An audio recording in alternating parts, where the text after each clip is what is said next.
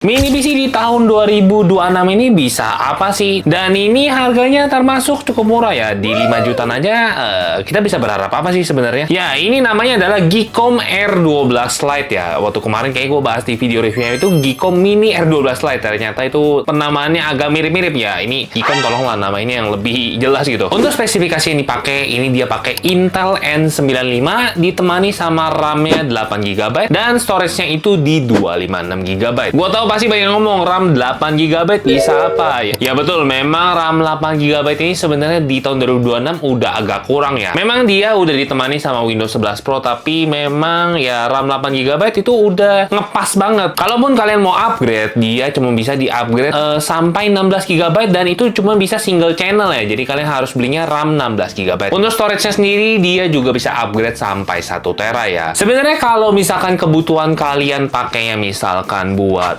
browsing aja, buat buka Excel, buat produktivitas yang ringan-ringan, masih cukup oke lah. Tapi memang Intel N95 ini kan prosesor yang bisa dibilang entry level ya. Jadi kalau kalian buat pakai yang berat-berat, gua nggak terlalu sarankan. Bahkan untuk main game yang berat, ini juga nggak terlalu disarankan ya. Tapi walaupun begitu, gue juga tes untuk beberapa game nih. Kalau untuk performa gaming ya, biasa kan gue bahas performa gaming di handheld ya. Ini bisa dibilang cukup terbatas ya. Kayak contoh main di Sleeping Dog itu cuma bisa dapat di settingan low di 1080p. Ini bisa dapat di 30 fps, tapi kadang-kadang suka ngedrop ke 24. Selain dari itu, ini cuma bisa playable di game-game enteng kayak contoh main Five Hearts Under One Roof bisa dapat di 60 fps. Main Coffee Talk itu juga masih lancar, tapi selain dari itu mostly cuma bisa main di 720p aja. Nah, tentunya gue langsung coba main game emulation. Nah, kalau untuk game emulation di sini bisa dibilang masih cukup lancar ya. Mau main dari Game Boy Advance, main NDS, main PS1, itu nggak ada masalah sama sekali. Kita bisa mainin di 1080p atau ya kita bisa upscale tuh sampai 1080p. Kalau main game kayak PSP itu mesti banyak settingan yang di-tweak sama resolutionnya itu biasa cuma bisa di